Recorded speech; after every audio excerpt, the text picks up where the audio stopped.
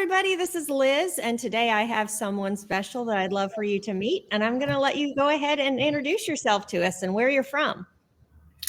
Hey, I'm Vel Thomas, and I am in Nocatee, Florida, which is the northern part of St. Augustine in St. Johns County, so just right below Jacksonville.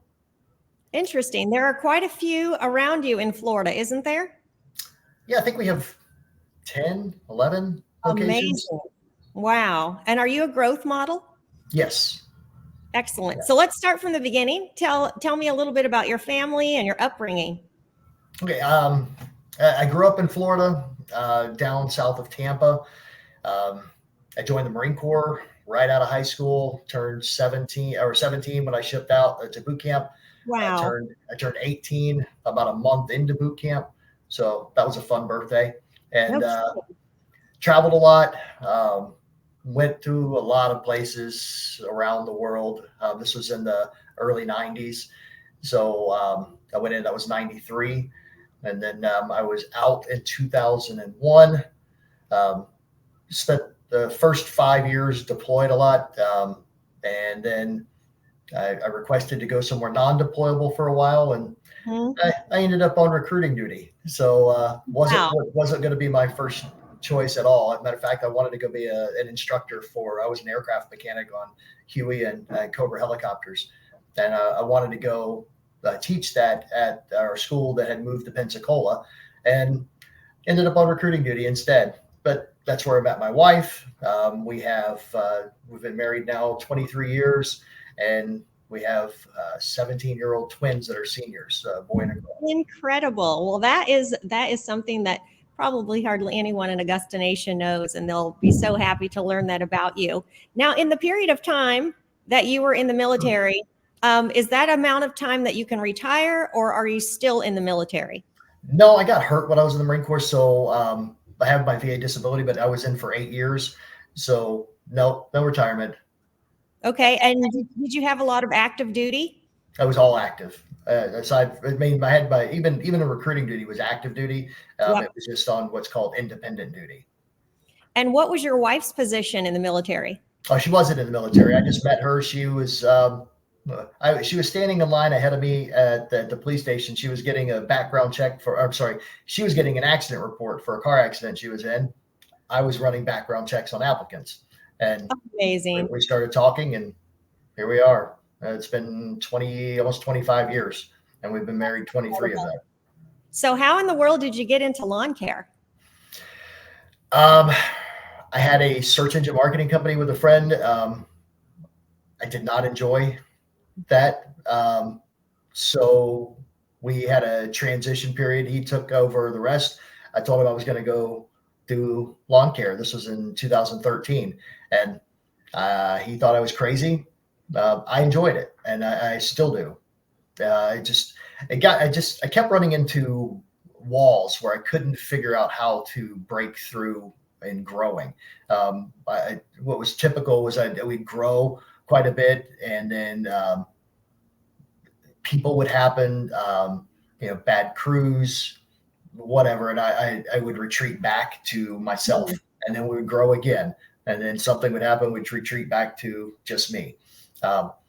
I'm getting too old now for that cycle to continue. Well, that's to a lot of business owners, because so many of us it gets so frustrating with employees, and you just think, let's just do it. Let's go back to just us. Right. I started listening to Mike, his podcast. It was before he had his YouTube channel, and I was intrigued. I really enjoyed listening to his interviews, because he used to interview a lot of people in the beginning, just in the podcast. So I don't know what number he was at whenever I started listening, but I went back to the beginning and listened to all of them, and I thought it was genius. Interviewing so many people at different phases of their businesses. And it's almost like free coaching. I mean, you get to cherry pick what they've done right, learn from what they did wrong, and figure out how to apply it to your business. And I thought that was a brilliant tactic. I'm not sure if that was his tactic or not, but it seemed brilliant. Yeah, I think his thing was just to give out and start to create a presence. Well, the franchise, of course, was non-existent then, but you were probably listening when I was listening to things like people could call in and they could ask questions about their businesses. And I remember one in particular, he talked to a guy that was overseas in active duty, but he was saving his money to do something once he retired. And Mike was telling him, it's the best thing to do for you because you are already so good at following systems, rules, procedures, and he thought he would be absolutely built for a franchise. And how did he even know that that was going to come in the future? I know. I once Mike I heard about I remember him announcing that he was going to be franchising. I wasn't quite sure. I was ready to jump into that. Talked to my wife about it. We actually interviewed with Mike to become a franchise, and I think had we pulled the trigger then, we would have been around the 50th franchise. That was in 21, 22, 2020. I can't remember. It was a while back. And I said, we ended up not pulling the trigger, and I wish I had. I actually shut my company down because it wasn't an asset that I could sell. Mm-hmm. And I went on to become an account manager for a commercial company here. Learned some. I learned a lot that I didn't like, and talked to my wife, and I said I was just pretty miserable. And I said I wanted to go. What do you think if we revisit the Augusta franchise? By then, Lee was doing the interviews, so I interviewed with Lee again, and we were on board. The area that was the same area that I served before was available, so we pulled the trigger, and that was in 22. We closed at the beginning of March of 22. Went to training April, and then came back and started getting after it, and had my same database because I used Service Autopilot before, so just uploaded that and off we went. So the clients that you had before, did you have them in Service Autopilot, and then when you closed down the business, you recommended them to somebody else? I did. Yep. And I just downloaded my list though, so I still had my database. And then did you contact all of them again and say you were back in business, or did you pretend that never happened and start advertising as Augusta Lawn Care? Nope. I did both, but I uploaded my list into Service Autopilot, and I emailed everybody and said I'm back. And we ended up picking up close to half of our customers pretty quick. That's awesome. So what does your wife do for work? She's a homemaker. She before we had kids, she worked in the garbage industry. She was a commercial roll-off sales, and she was fantastic at it. But when we had kids, they made it. We had them in public school till about third grade, and then after third grade, we decided we wanted to homeschool. So she came home and homeschooled them. I had my previous company with lawn care, and everything worked out. We just structured our lives financially so that she could be home, and we were very glad we did. Our kids are amazing, and I think it's a lot to do because of her and the effort that she put into them, homeschooling them. And she homeschooled them through 7th grade, and then they go to in 8th grade. We'd moved. We bought some property. We bought 10 acres and built a little house, and we've been in that area now. But there's no homeschool groups there to kind of socialize with it once we moved. So I said we looked at a Christian private school, and they started going there, and that's where they're about to graduate from. They graduate this year. Bless that woman. I tell you, it is not easy to homeschool kids. No, I told her I told her often I would much rather be sweating and grinding it out here than doing that. It's a much harder job. Yep. And they're boys, so they were probably at their throats, and she could probably hardly keep them in their chairs. Well, I have one of each. There's a boy and a girl. Twins, a boy and a girl. That's awesome. Yeah, Dalton and Danielle. They're amazing kids. So you got everything you wanted in one fell swoop. Yeah. That's pretty great. So in the business you had before, were you a co-owner with that gentleman? No, my search engine marketing company. Yes. Kind of. He was the owner. I took a buyout whenever I left, more of a severance package, and I used that to start my lawn service. Okay. So what was your business acumen? Did you have any kind of entrepreneurial family background or anything? No, no, So you were taking a brave everyone, step. no, nobody was really a risk taker. And I just found that over the years that my risk tolerance is higher Mhm. my risk tolerance is higher than my wife. My wife would prefer to work a regular job, than to Ability. do something, just to run out like this and create something from scratch. Um, Yeah. I was comfortable with it because I knew that I could do it, but Mhm. I had no business acumen either. I had more of the entrepreneurial seizure, that we talk about, the E-Myth.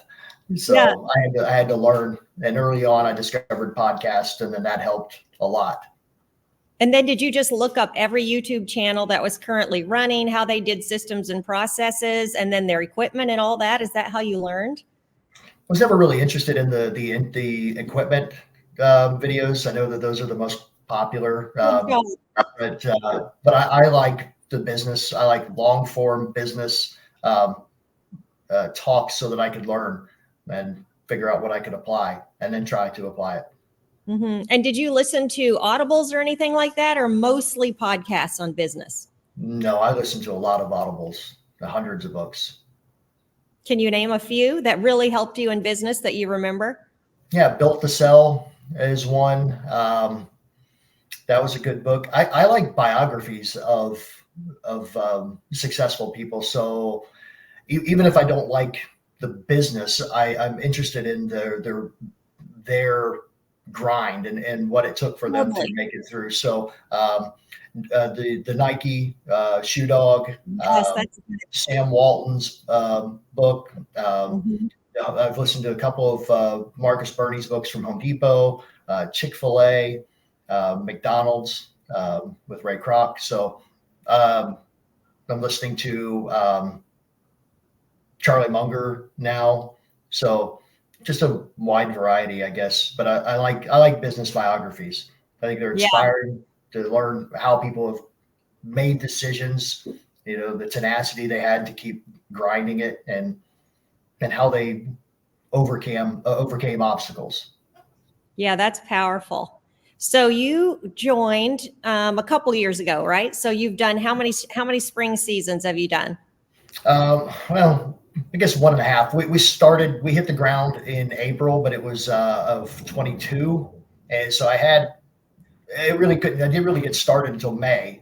We got kind of held up a little bit. I mean, we got held up with the state. They got behind here in Florida processing new business entities.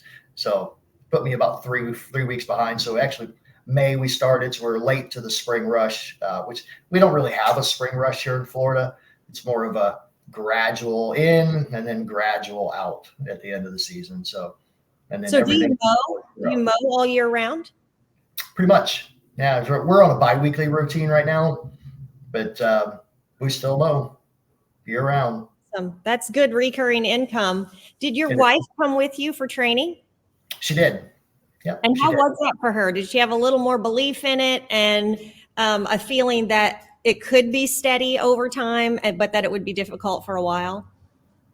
She knew that we were going to be fine. She knows that I don't mind working hard and long and late, but and she's okay with that. She understands that it's a short-term sacrifice Mm-hmm. to get the long-term gain. She is all on board with Augusta. Loves Augusta. She didn't come. She went to training with me in April in Washington. She doesn't like to fly at all, so that was not fun for her. But she enjoyed being there and learning, and she really does enjoy the learning of this. She listens to Mike's minutes. She listens to podcasts. She listens to books. She doesn't seek them out. Usually she ends up listening to them when I refer them to her, or I'm excited about one I'm listening to, then she'll jump in our Audible account and listen. Were you able to come to conference or summit this year? I went to January, and there in Washington, I went by myself, and then in Kentucky, she came with me. Yeah, there are so many of us there. I did not get to see or talk to everyone. So, Yeah. so in the future, you have to make sure she comes and talks to me. Absolutely. Yeah, she's a fantastic woman. So what were your goals that first year, and how do they look different from this year? First goal, first year was trying to rebuild and get as much as I could. I wanted to fill my schedule as much as I could, and by the end of the season, I had almost filled my schedule, and then was to reserve capital. So the spring of 23, we could launch and hire. So that's what we did. We reserved capital. I worked a lot during that season to get prepared for this year, or for 23 rather. And then in 23 in April, I hired two guys. I interviewed a lot, and then I hired two. One at the beginning of April, one 3 weeks later. I hired him, but he had a job, so he could give 2 weeks notice. The other one didn't. So hired him. He's the first one's still with me. Second one we let go of in August, but I had hired a third person, and he was a young man that had worked for me before and had left the area, came back, and was excited to come back. And both of the guys love P for P. They love getting paid that way. They don't want to be worked into the ground. They like being able to be paid more as a meritocracy. They work hard and efficient to be able to make more money in less time. What is the pool like down there for lawn care workers? It's not great. I mean, in my area, it's okay, I suppose. I understand some of the other Florida locations have struggled a little with hiring and finding good people, but sometimes I think it just it comes down to the beginning of how you set the stage. I asked everyone why they the two that I hired in the beginning. I asked them why they said yes. Or first, I asked them. I said, "How many other lawn services did you apply to?" They told me they both told me this was the only one, because they also had other things that they knew how to do. The one that's with me, he actually graduated from Tulsa Welding School and was welding, but I guess he ultimately didn't enjoy it. So, and he had virtually no experience in lawn mowing in the lawn service. So, but he was a quick learner, and he's picked things up really quick. And asked them both why they said yes, and they said, well, one reason was that I sounded upbeat on the phone when I talked to them, like I was excited to talk to them, and I was. But the other was that I explained Augusta in the opportunity here in a way that I guess resonated with them. And all I did was I kind of pitched it the way it was pitched to me, and the way I understood it from Mike, and how exciting it could be to be here. Yeah. So I have heard the same thing. I have found, maybe you found this too, that you're really good at selling the vision and selling the company. And I had to learn to back off a little bit, because of course anybody is like, absolutely, yes, I'm all in. But then you find out they're not really all that they say they are. Yes. Yeah. I do get excited about it when I talk about Augusta. It's the making sure that you deliver on all that excitement, all that excitement, that you're selling the excitement. So you don't just sell the sizzle. You got to deliver what you're talking about to it. And I think I try to do that. I certainly am not perfect, but I do try to take care of the guys. We do our bonuses, the gas cards, and the 90-day $500 bonus. I jump in anytime there's weather coming. I'll jump in out there in the field, and I'll help them get through the route and speed things up. I'll be their helper and make sure that if we have bad weather coming, we stay on schedule. They know I'm here to help and serve them too. I find that very fascinating, because there's so many owners in Florida, and some have not had the success as you. And it almost sounds like, though, that it is your leadership and the way you stage it when they come on, and the way you show to them by the way you work, with your work ethic, that really has brought them in, and that you implement all these things that we talk about at Augusta. Well, it's the systems of that type of orientation, and getting them oriented into what we're doing, but then delivering on it. Yeah. And I know I'm not perfect. I'm not at all. I mean, I fall short all the time, but I tell them, when I have, and I, talk to them, here's why, here's what we're going to do about it. We have big plans for this year, and they know it, and they understand how those big plans benefit them in the future here. Yeah, so they probably have heard from you the difference between growth and then just staying steady. And have you explained to them that you're going to be in growth mode this year? We are going to be in growth mode again this year. We were in growth mode last year, and I wanted to be in profit mode this year, but I had high hopes for where we would be. We got about halfway there. We did, so far as our reoccurring revenue, I had hoped to be at, $42,000 a month in reoccurring revenue. We got to where we were consistently about 25. Okay. So fell short there, but right at the end of the season, we landed a contract with CSX train company, and it's a design project, which I don't do. I had the relationship with CSX previously, and my wife actually is the one that kind of got this rolling. She's, CSX had always been a really good contract for us when we mowed before with our other company. We lost it because they started making some cuts, and they actually wanted me to do more. They didn't want to let me go. They wanted me to do, I only did one of their properties, and they wanted one company to do, at the time they had 7, to do all 7 properties. And I couldn't reason how I could do that. So I had to bow out. Well, she called, she messaged, I like networking. I like talking with people wherever. So my son is a star baseball player and has been playing baseball since he was 5. And during those early years, he played baseball, rec ball in St. Augustine. And through that, we met one of the other parents there, who actually is one of the facility managers for CSX. He had gotten promoted, stayed friends. My wife just reached out to him and said, "Hey, here's where we are, new company, and want to see if there's any way we could serve you." And he says, "Well, actually, we're going to be putting a project out for bid here to re-landscape our headquarters building in downtown Jacksonville. Is that something you could do?" Like, possibly. So I just networked with a new designer, and he's young, he's creative, and it took off from there. We were bidding against other companies. The national brand, they told me, because I would ask, why people, make big decisions that work with us. And so I asked them, what made you go with us? Well, they said, we told you to be creative. And we took the time to create something really good. My designer did. So I manage the relationship with CSX. The designer and his partner, who is a GC, they're basically doing the bulk of everything. So I'm more of a liaison between CSX and them, but it's a multi-million-dollar landscape project. So we finished our design and engineering, but the brand, they said, was the one, the creative, but 2, they wouldn't have gone with us had I been my other company. It was because of the national presence that Augusta has. That brand is made that, paired with the creativity, made them confident that we could deliver on it.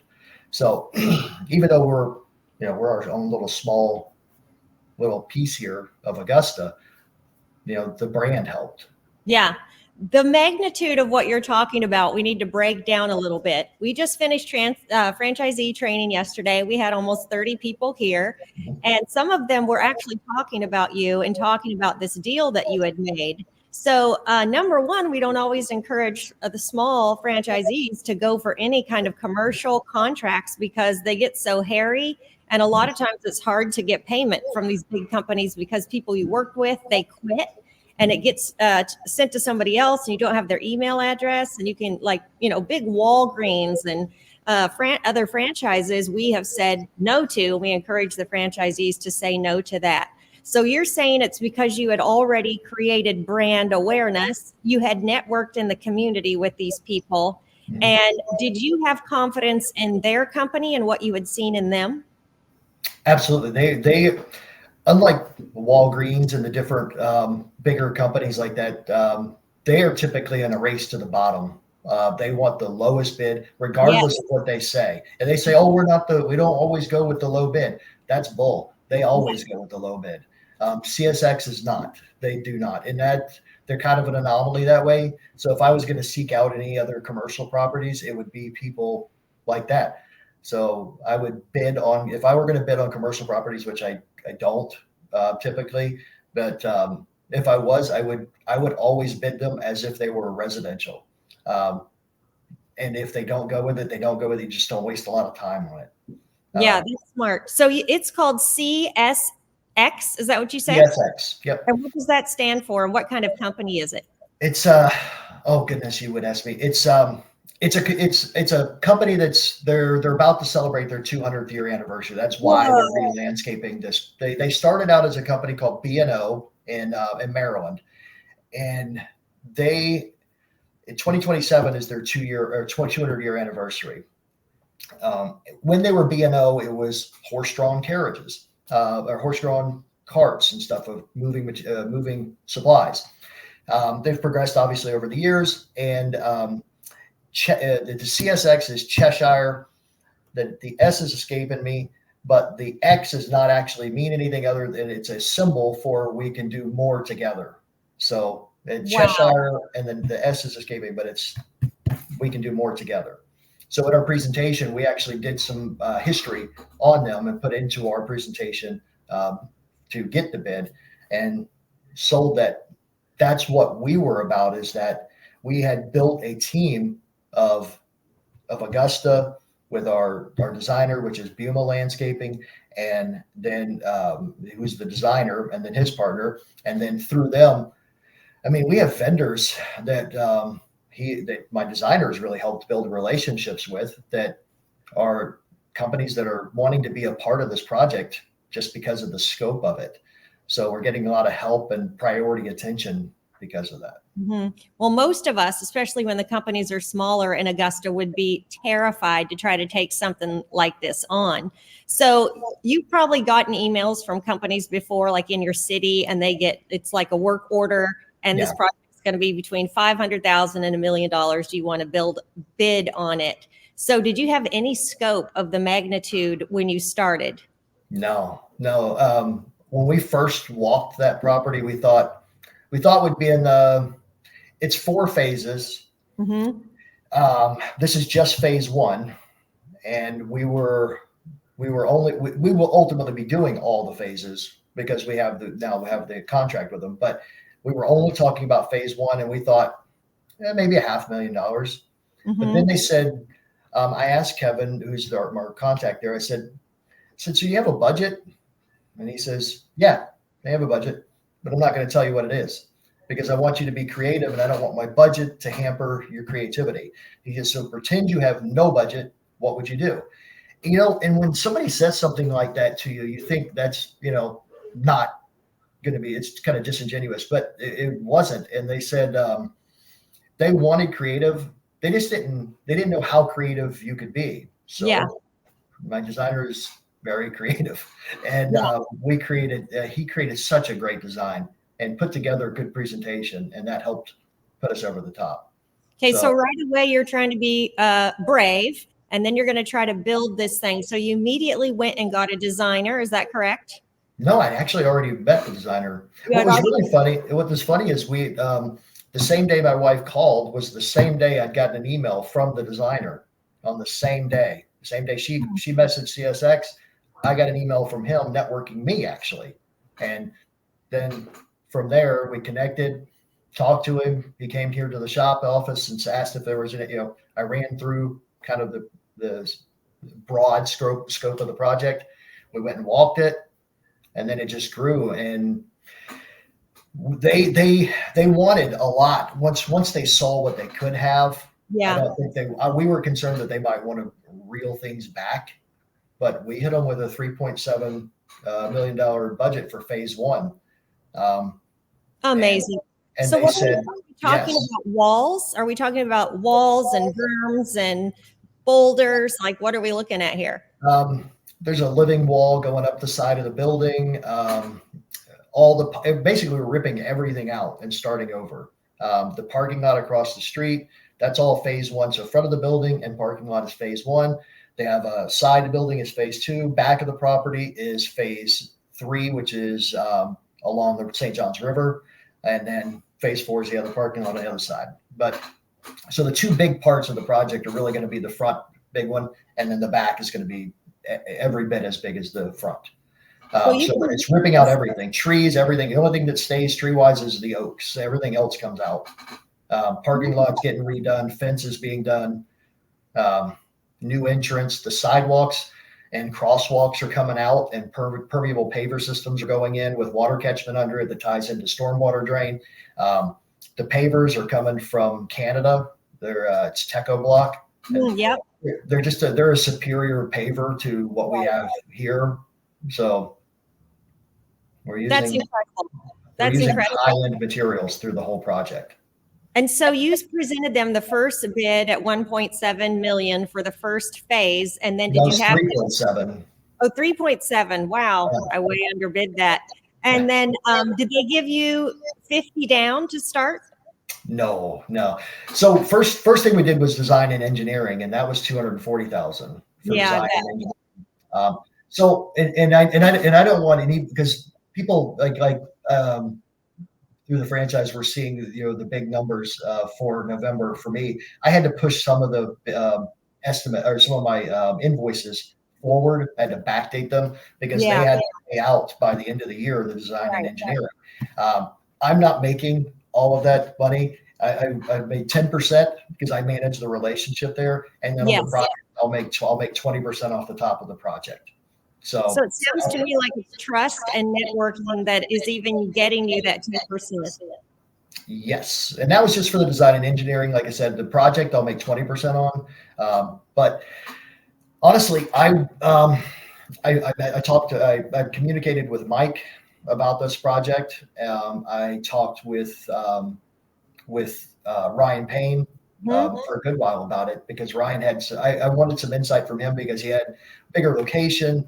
He had a lot more experience with bigger projects. So I wanted some insight from him, which was biggest takeaway from Ryan was to make sure you're covered legally. So I got an attorney. I hired an attorney to draft a contract between myself and the designer that outlined what he and I had already verbally agreed to, and then made sure that I was protected because I'm just sitting in the middle. I'm not doing the work.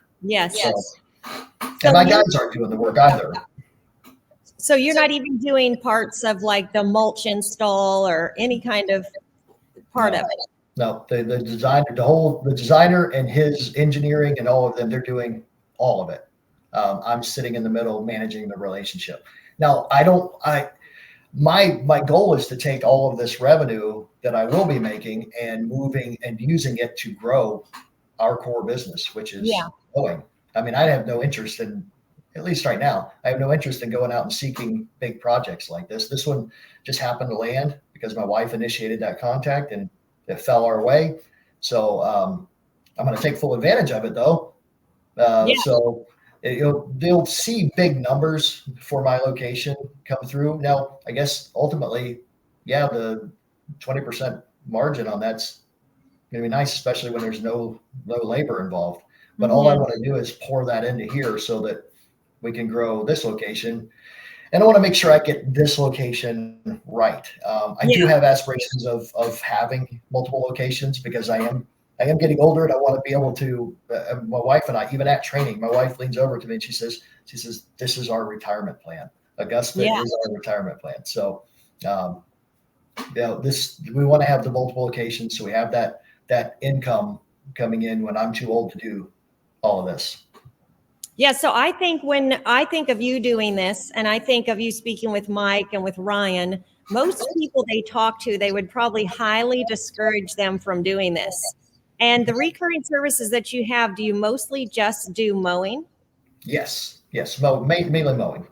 So especially with that in mind, not even having done a $5,000-$10,000 job with multiple walls or anything, and you're talking before. You have before. Yeah, with my other company, we did probably $25,000+ landscapes. We used to do pavers, water features, things like that. We did quite a bit. So I had experience with that. And that actually really helped me, because with this project, it's the same stuff that I already know how to do. It's just more of it.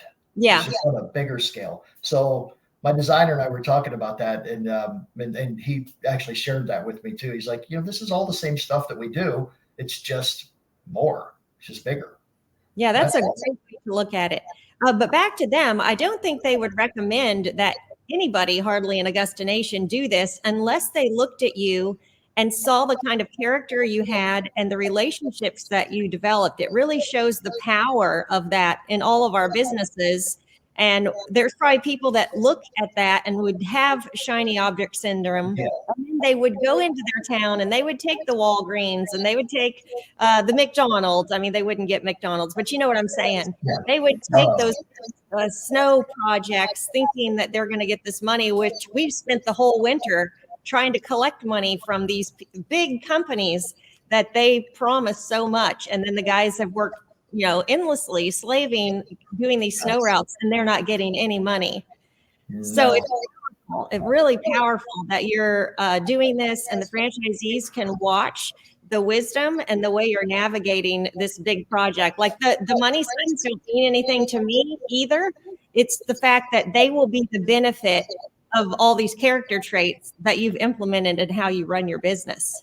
Well, I hope the franchise as a whole will benefit just from this project, from the exposure, because it is such a big company. I mean, the majority, they have, gosh, I can't remember how many thousands of miles. I think it's 22,000 miles of track, and it runs from Florida all the way up to Canada. And then over west and probably closer to the Mississippi River. So, but that exposure we're hoping to get, because there's a lot of media is going to be involved in this. So we're hoping that just benefits the Augusta franchise with the media side of it as a whole. Yeah, for sure. And I don't know if in part of what you're considering, if you would want support from our media team. We just want to be there to support you. And like you said, Absolutely. You built the respect to have the brand. So we could fly Zach down to you. That would be great. Yep, I would love that. And I think it would help with the franchise to get more exposure, because I believe in what we're out to do and change the industry. My guys get it. They understand. And one of my employees, he said early on, with the second employee that I had to actually ultimately let go, the first one, Scott, he says, he goes, I don't know if that guy's got it. He goes, I don't know if he's, how did he word that? It was, I don't know if he's Augusta material. Sweet. I was like, okay. And, and they listen to the Audible account, not as much as I'd like, but I try to encourage them more. They've both, they've all listened to the P4P book. And then I push others, because we have a shared, I have an Audible account for them to listen to, and I put books in there every month. So, do they listen to the turnaround videos or anything on social media? They do actually. They follow those, they watch those, and like I said, still probably not as much as I'd like, but I do encourage them, because I come in and I talk about them, and I share, some of the highlights of what's happened, and tell them to go listen to it. Mm-hmm. So looking to this season, how do you plan to manage that job? It sounds like you're not physically involved in it, and then run your business. So how much time do you think it'll take away from what you're doing, or will it not at all? And the guys can run the recurring mowing routes. It's not going to take any time away from the reoccurring mowing side that I can see. At least not. It's not going to affect them, the crews. I'm here every morning, and I'm here most afternoons when they come back in. Probably 90% of the time I'm here, and I'll stay past when they're here, when they come back and go home. But it's I don't think it's going to affect them at all. Not in a negative way. It'll affect them in a beneficial way, because we'll be able to, upgrade some equipment. We'll be able to increase the route, which ultimately increases their paychecks. So get them help. So we have 2 trucks for the route. We have 1 truck for landscaping, and our plan is to right now we have one guy in each truck. And, I've expressed, I know you guys like having the truck to yourself, but we've got to maximize, the asset capacity. So yes, this season, you guys are going to get somebody in the passenger seat. So, they'll use a landscaping truck. They'll hire probably March, late February, early March, hire. That guy will start doing door hangers. He'll go out in that truck. He'll do door hangers. He'll do small landscape projects. And then as the mowing customers come on and the truck is too full for one person, then he'll go into that truck and he'll work. So he'll flip flop back and forth until he's made himself a permanent seat in that truck. And then we'll hire, we'll do it again for the second truck. I love that plan. So are you going to market at all this year? And are you completely out of the field? I'm out of the field probably 90% of the time. The guys, they do a really good job. They don't, but most of the time they don't need me. I jump in mainly when it's weather or holidays are coming. So I'll jump in to help speed the route up, but I don't take it away from them because they're not asking me Yes. To jump in and help. So I'll jump in and help just to expedite it. And then I don't take those budget hours away from them. Yeah, what I found when we started P4P is that before that, we were trying to have our crews wrap up at the same time. So I would have, 6 routes and I would be swapping out jobs to get everybody routed back to the shop at the same time. Once we started P4P, so I would send them messages when we did it the other way and say, hey, I just took you off your route. And they'd be, oh, thanks, so we can all get back. When we started P4P, I couldn't do that anymore because they would get mad. And so I remember doing it once, and Austin Kahn, who now owns a franchise in Texas, he's like, don't do that, Liz. I want them all. And I had to call back to him. That was unheard of before P4P. So your guys are probably thinking the same way a little bit. Yep. And they understand how our pay works. The gentleman that's been with me, the young man that's been with me, he was with me before with my old company and he had left and he's back here. He has a lot more experience, but he really likes the P4P because he's married, he has a young son, and he doesn't want to be worked into the ground and not have enough energy to visit with his son. So yeah. He's excited. He can go out and he can make good money and not be beat at the end of the day. Obviously, summertime's a little different. You're going to be beat regardless. But, they enjoy that they can, everything works around budgeted hours, not a number of properties. So yes, they like that. What's your minimum wage there? $18 an hour. Okay. And how much are they generally making on P4P? What is their base wage? Close to 30. Their base wage? No, their base pay is $18 an hour. Okay. But they average with P4P, they average closer to 30, between $25 and $30 an hour. Man, that's why they believe in the systems. You probably got your routes pretty dialed in too. Some degree, I'd like it to be better. So that's what our goal is this year, is to really dial in the density, cut down on the drive time. Mm-hmm. Well, pretty good. I hope that you keep us updated on Facebook on this project. It'll be really fun to see how it all turns out and how you kept it all together and managed the relationships throughout. Can you tell us a little bit about, you mentioned the things that you listened to, but what would you want to share to somebody in your situation before coming into Augusta? What would you do different now? And what could you say to encourage others that are starting their location? I guess I'd go back to kind of the beginning when I interviewed with Lee. When we were seriously going to pull the trigger this time, I interviewed with Lee and I asked Lee. I would encourage anyone that is looking to become a franchisee to talk to franchisees.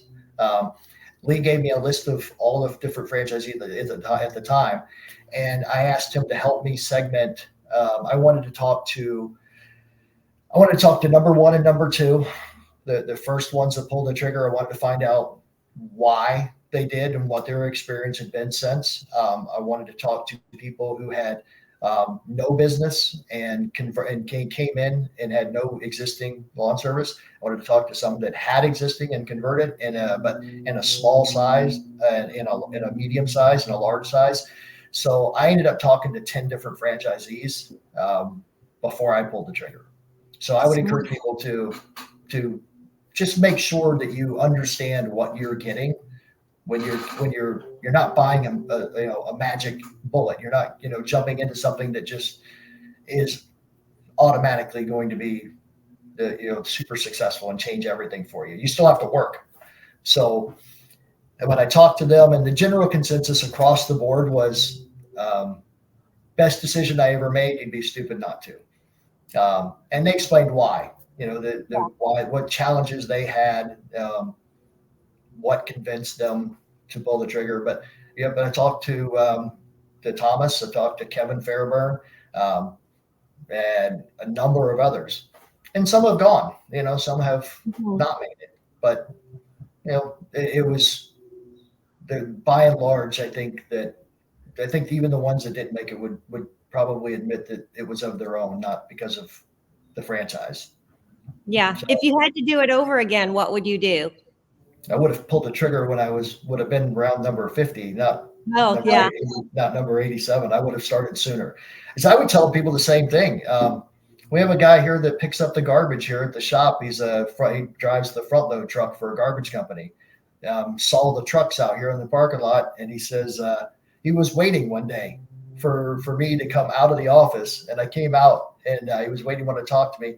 He has an interest in starting a franchise location down south of me. He lives in Palm Coast, and he wanted to start a location down there. So phenomenal. He got my opinions of what I thought of the franchise too. He's been listening to Mike for a while and loves it.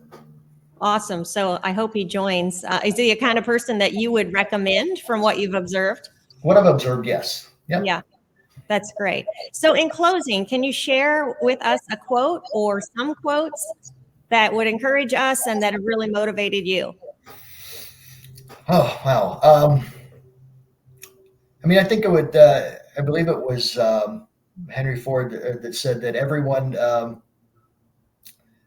can, I shared with these guys because I wanted to inspire them to do a good job. I said that everyone can be fired from the CEO down. All the customers have to do is spend their money elsewhere. So go and do a good job so they don't want to spend their money somewhere else, because we are not irreplaceable. So any of us. That's exactly right. Well, I appreciate your time today. I know you're busy, got a lot going on, and this is the time of year where we're all ramping up for spring. And so I really appreciate you coming on. I was happy to. Thank you. And we'll stay in touch about that project. We'd love to hear the end how it all went. I'll be meeting with them on the 23rd to January 23rd to see when we can get started so we can break ground. Nice. Well, I can't wait to see how it all ends up. All right. Well, thank you very much, Liz. I appreciate it. Thank you. You have a wonderful day. You too.